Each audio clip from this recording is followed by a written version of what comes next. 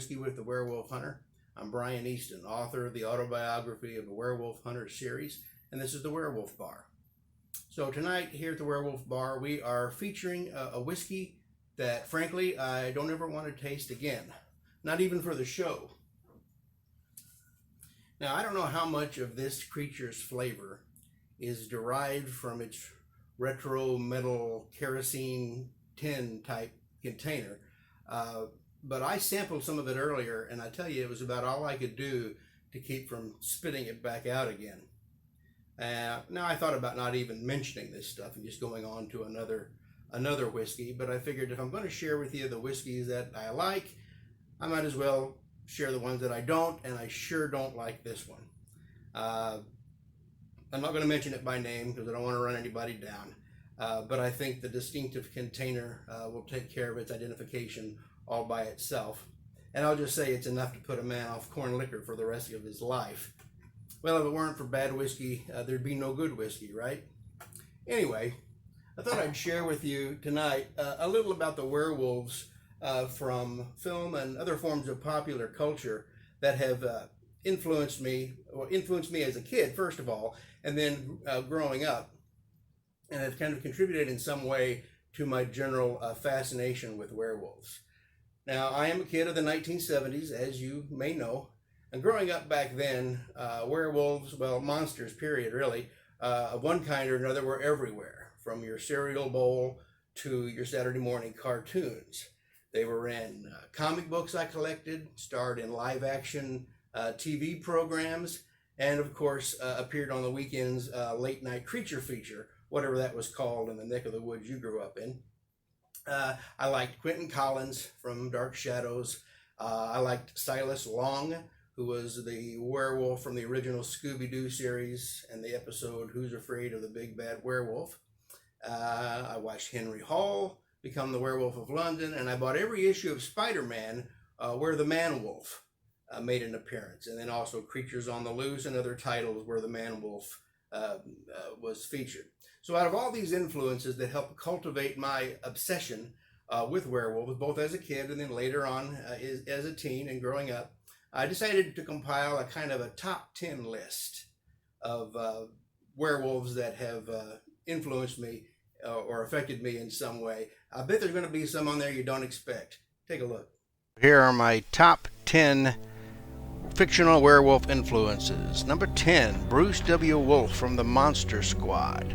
Now, Bruce W. Wolfe was important only because he was the first time that I realized you needed a silver bullet to kill a werewolf. It was a campy 1970s Saturday morning cartoon show. Number 9, Fruit Brute. Now, the Fruit Brute is a cereal like Count Chocula, like Frankenberry. Came back in 2013 after being gone for about 30 years. He's kind of a pop icon. Here is a pop of him. Has made it into popular culture, even so far as to having its own debut in Pulp Fiction by Quentin Tarantino. Number 8, Weirdo Wolfie from the Groovy Ghoulies. Now, this was another Saturday morning favorite of mine. The Groovy Ghoulies featured Frightening Frank, Dangerous Drac, and of course Weirdo Wolfie. They even had a live-action type album that came out in the late 70s, and the Groovy Ghoulies, of course, being a spin-off of Sabrina the Teenage Witch, also a spin-off of Archie. Number 7 is Paul Naschy's Wolfman. The Spanish Wolfman, Paul Naschy, has starred in dozens of horror films in Mexican cinema as the archetypal kind of a werewolf. He modeled himself a bit after Lon Chaney Jr., but with a much more frightening persona. The acting has always been great as far as the werewolf goes, although the movies have fairly sucked. Number 6, Curse of the Werewolf, Oliver Reed's rendition of Leon in the Hammer classic Curse of the Werewolf. And number 5, American Werewolf in London. Now, you know this had to make the list. The startling transformations, the pre-transformations, and the mid-transformations all made American Werewolf in London a shoo-in to make this list. Number 4, I Was a Teenage Werewolf. Now, Michael Landon did this back in the early 60s, late 50s. The makeup for him was quite original, having him foaming at the mouth like he was rabid, still wearing his high school varsity letterman's jacket.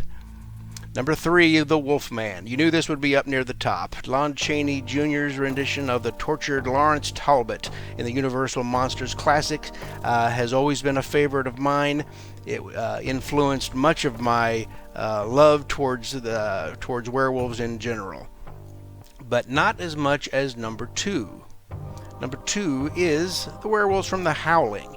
These are the truly evil werewolves that I have adapted into my own novels because they're the only film up until that point to really portray them as sinister, demonic creatures. But number 1 on the list is Werewolf by Night, the Marvel Cinematic Universe's soon-to-be debut. Werewolf by Night was the first time that I fell in love with werewolves and was kind of my gateway drug into the horror genre in general. So there you have it, top 10 werewolves. So that was my top 10 list. What do you think? Any of them there on your top 10 list? It was fun to put together. And someone asked me once why I liked werewolves so much. Yeah, only once. And if I did like them so much, why would I create a werewolf hunter? Especially one as vicious as Sylvester Logan James. And of course, I see their point. But you see, to me, the werewolf, as I conceive it, is the ultimate predator. Okay, and because I admire things that push the limits, kind of push the envelope, a werewolf hunter would have to be that much more of a badass. And the same could be said for various other types of monster hunters as well, not just werewolves.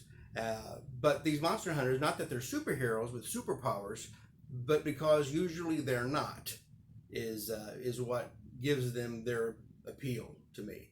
I mean, how brave can Superman be when he runs virtually no risk of ever being harmed? Monster hunters are exceptional people, of course. Their very involvement to the trade testifies to that. But they're mortal. They're human beings, human souls, putting themselves against a far superior enemy.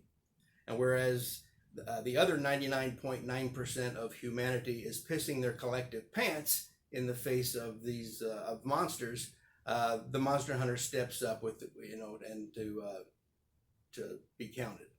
And so that's the kind of nerve and resolve that I am drawn to and always have been. So I've done my best to manifest those kind of drop forged cojones onto Sylvester Logan James and then step on the gas a little bit. I'll say this too.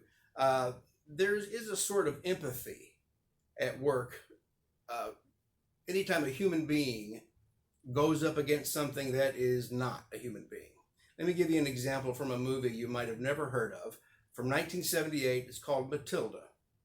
Now, Matilda is a comedy about a boxing kangaroo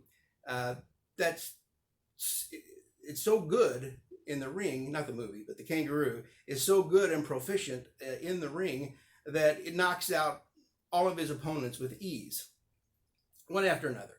And, the fans, they love Matilda, and they love the spectacle of seeing this 6-foot kangaroo jumping around the ring and taking out prize fighters like the trash. It's kind of like watching the circus come to town. And then they're selling Matilda t-shirts, and people are cheering for the Roo everywhere he goes. And there seems to be no stopping Matilda. And then comes the big fight against the champion of the world. And Matilda is dominating the ring. And at some point in the fight, the cheers for Matilda start to die down a little bit. The champ is bloody. He's bruised.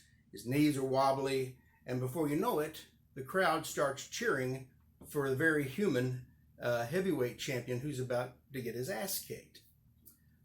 Because in that moment, the crowd sees themselves in the ring.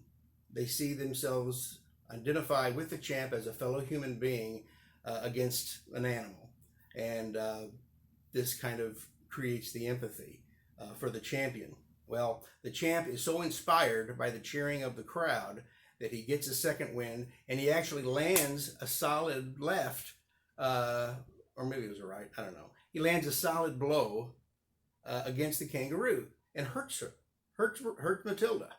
Now, this hasn't happened to Matilda before. Nobody's ever got one past her before. But this time, she's hit, she's hurt, And I don't know if this is something that's really true or not, but in the movie, the Roo drops its hands, stops fighting, and just basically gives up. Because according to the movie, and again, I don't know whether this is factual or not, that in the wild, kangaroos box for sport, for play, or for territory. But if one of them actually gets hurt, they don't do it anymore. They're done. And whether that's true or not is irrelevant. The point is, whether it was because the champ was human and Matilda was not, or because we like to root for the underdog, whoever or whatever that may be, men and women who hunt monsters can inspire us for either reason. And that's really all I have to say about that. You can check out my book series at werewolfhunter.com or look me up on Amazon. Drop me a line if you want at brian@werewolfhunter.com. And don't forget to click the subscribe button before you go. Thanks for being with me tonight, and I hope you enjoyed it. Till we meet again, happy hunting and mind the moon.